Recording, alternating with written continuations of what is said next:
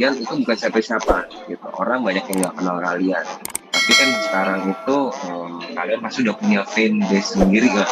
Indonesia selalu jago untuk ramu ngebentuk kalian ya ada fan sendiri. Nah itu gimana sih kalian pernah ini nggak ngerasa aneh nggak sih? Biasanya saya tuh kemana-mana kenal sekarang tuh kayak harus apa dikit orang minta foto atau orang minta tanda tangan atau Instagram atau sosial media kalian yang di ya terus di DM apa gitu ngerasa ada yang aneh nggak dengan pribadi sekali nyikapinnya seperti apa kemarin Iya, dulu iya.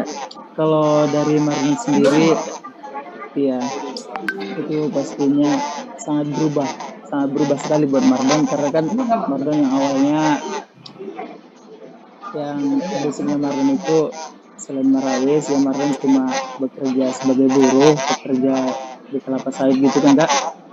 Terus Marlon kesini mengikuti kompetisi, terus sampai detik ini tiba-tiba terjadi seperti itu, banyak orang yang mengagumi, yang senang sama Marlon, yang sayang sama Marlon. Itu pastinya kalau Marlon pribadi itu terharu. Dan pernah ada pengalaman yang unik ya sama fans atau dari pengalaman unik atau pengalaman yang lucu atau bahkan yang nggak enak ada nggak kemarin kalau Marlon awalnya itu Marlon nggak gimana ya Kak, nggak pede gitu Kak.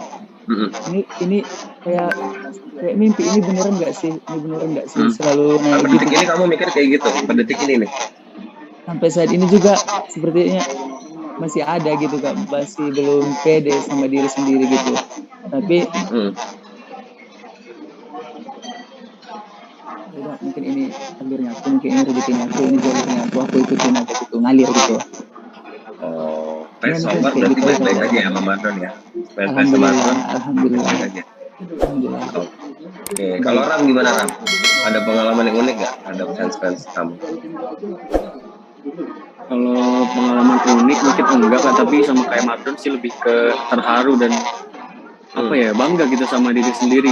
Kok aku sempat mikir gini, orang-orang baik banget gitu, apa yang aku bisa kasih ke mereka gitu, mereka udah nge-support aku yang sedemikian rupa sampai mereka tuh bikin apa program istilahnya untuk kumpulin pulsa seikhlasnya dalam setiap minggu untuk mendukung Ram gitu di sini.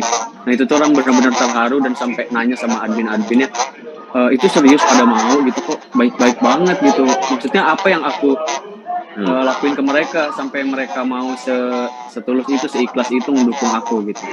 Dan kalau boleh cerita sih, kalau Ram di karantina di asrama ini, kalau setiap hari bangun tidur tuh kayak masih mimpi gitu. Aku sekarang jadi siapa sih gitu.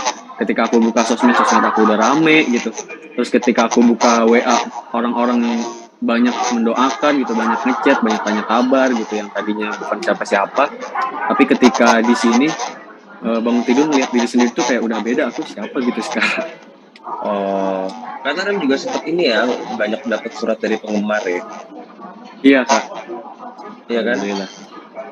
Itu kalau hadiah balas-balasin nggak? Balas-balasin atau enggak lah ya? Mungkin banyak banget ya soalnya. Iya. Kalau surat sih enggak, cuma mungkin kalau mereka cantumin nama sosmednya bakalan Ram respon di sosmednya gitu. Karena iya, apalagi suratnya itu berisi doa-doa kan, kita nggak enak juga gitu doanya panjang lebar gitu. Paling nggak kan kita berterima kasih dan mengaminkan doanya gitu, siapa tahu terkabul. Bukan kontribusi juga untuk kumpulin pulsa. Enggak, justru itu di luar dari keluarga, itu di grup fanbase gitu ya. Kan ada temen aku yang masuk sebagai admin gitu. Iya, dia yang sering cerita, ini nih di dalam grup fanbase kamu ada program gini gitu. Sampai ada program yang untuk kompak nonton video.com karena ada program Besti kan. Ya, mereka bikin apa sih namanya? Jam-jam tertentu yang mereka harus masuk berbarengan gitu buat nonton rame-rame, buat komen rame-rame, komen tentang apa. Lihat situasi asrama nih sekarang nih, makin lama makin dikit. Silakan Marlon mungkin bisa cerita. Ya kalau Marlon sendiri dari awal di sini dari tanggal 1 Agustus kemarin ya Kak, itu memang itu rasanya itu kan masih itu dibagi dua. Jadi kloter pertama itu kemarin ada 45 orang. Jadi itu rasanya itu masih rame, terus kawan satu kamar juga udah rasa keluarga semuanya. Tiba-tiba di tanggal 11 itu lagi disusul sama kloter 2, jadi makin rame gitu, jadi ngumpul jadi 90 orang, 94 orang, jadi lolos dari tahap itu semua, dari final audisi makin berkurang, dari tahap 50-50 juga sampai ke top 24.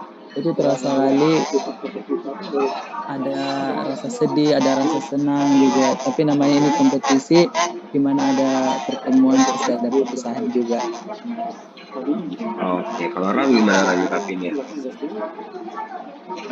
Ram kurang lebih kayak Mardon sih, pasti sedihnya ada, terus juga kita harus sadar juga bahwa kita juga nggak menutup kemungkinan akan menunggu gitu kapan kita harus tersenggolnya gitu. Jadi di balik kesedihan itu kita harus tetap melanjutkan perjuangannya teman-teman yang udah pulang gitu. Kita harus lebih serius lagi gitu. Entah kalau kita emang mengejar pengen jadi juara, ya berarti kita harus bersungguh-sungguh lagi, dan sedih boleh tapi Iya, jangan berlarut-larut, karena silaturahmi kedepannya masih bisa dilanjut lagi gitu, karena nggak mungkin teman kita pulang terus kita putus silaturahmi kan enggak. Kebiasaan apa sih yang kalian kangenin bareng-bareng di asrama? Ada nggak sih kebiasaan yang mungkin kan misalnya lagi free itu ada kebiasaan yang kalian kangenin nggak? Kalau misalnya berkurang orangnya di asrama. Kalau dari Ram, ayo Madad. Ram dulu. Oh ya udah, siapa aja? Ya, kalau dari Ram, kebiasaan yang yang masih Ram inget tuh banyak banget gitu Kak, karena kan dari yang udah pulang itu emang rata-rata dekat banget sama kami di sini gitu. Ada beberapa yang udah ngerasa kayak keluarga gitu, karena setiap kita bangun pagi gitu, kalau kita belum bangun dibangunin, entah kita lupa jam makan, tiba-tiba ada yang ketok-ketok, kamu udah makan belum? Nggak makan gitu, atau ada jam kumpul kita nggak lihat handphone, diingatin gitu. Dan itu semua tuh menurut Ram pengalaman-pengalaman yang nggak akan Ram lupain gitu, sekekeluargaan itu di dalam karantina dan letak Negeri 5. Mardon, itu lebih ke keluargaan sih Kak, karena kita di sini awalnya yang tidak dari berbagai daerah, akhirnya satu sama lain saling mengenal seperti keluarga, udah jadi keluarga, saling latihan bareng, canda tawa, dan juga makan bareng bersama. Itu memang suatu momen dan pengalaman juga buat Mardon. Itu jadi pengalaman berharga buat Mardon. Seperti itu. Dan salah satu akademia yang memang tampil nyaris sempurna. Iya dong, pastikan, karena juri nggak mungkin sembarangan ngedaulat kalian sebagai akademia terbaik. Nah, pertanyaan aku, itu ada nggak sih ritual khusus nih buat kalian? Apalagi Mardon kan sempat dari show yang momen itu yang nggak dapet standing ovation, tiba-tiba pas special show dapet standing ovation. Nah itu ada ritual khusus nggak sih buat kalian mempersiapkan menampilkan yang terbaik? Dari Ram, kalau ritual-ritual yang harus dilakukan sebelum tampil itu nggak ada, paling kita kencengin berdoa aja, kencengin latihan, dan juga benar-benar di atas panggung yang ajaib itu yang ditantang itu mental. Aja sih Kak. Gimana caranya kita kotif jaga suara gitu, ada nggak Ram supaya stabil? Karena kan kalian tuh bener-bener nyanyi terus loh itu. Iya kan, supaya itu ada tipsnya nggak sih supaya suara tetap stabil, supaya suara nggak habis gitu kan? Karena itu sempat terjadi sama Ebi kan. Ebi kalau nggak salah suara sempat hilang ya, karena itu kalian gimana cara menjaganya supaya suara tetap stabil gitu? Ada tips-tipsnya nggak sih? Kalau dari Mardon itu lebih ke diri sendiri sih Kak, tergantung diri sendiri, harus bisa jaga kesehatan. Pokoknya kita lebih fokus lagi. Kita pastinya tahu lah untuk diri kita sendiri, dan kita boleh juga termotivasi sama kawan-kawan kita di sini. Kita boleh berteman, tapi kalau di panggung itu kita bersaing secara sehat. Jadi kalau kemarin itu termotivasinya itu kalau ada kawan yang bagus, dia aja bisa, kenapa saya nggak bisa? Seperti itu Kak, kalau prinsip Marley. Oh, oke. Sekarang tadi apa tips jaga kesehatannya? Belum. Tips jaga suara ya Kak. Iya ya tips jaga suara. Kalau ya, kalau dari Ram itu tips jaga suaranya mengenal diri kitanya sendiri gitu, kelemahan suara kita ini apa gitu, entah dari makanan kah atau dari latihan yang terlalu banyak kah gitu. Kalau Ram sendiri udah mengenal diri Ram ini, kelemahannya itu ketika kurang tidur. Kurang tidur itu bakal ngebuat kebesokan harinya itu suaranya jadi berasa kurang fit gitu Kak. Jadi kita pintar-pintar mengenal diri sendiri aja gitu, gimana suara kita nih lemahnya kalau kita udah ngelakuin apa gitu, dan itu harus benar dihindari. Menjaga juga kesehatan, pola makan, istirahat,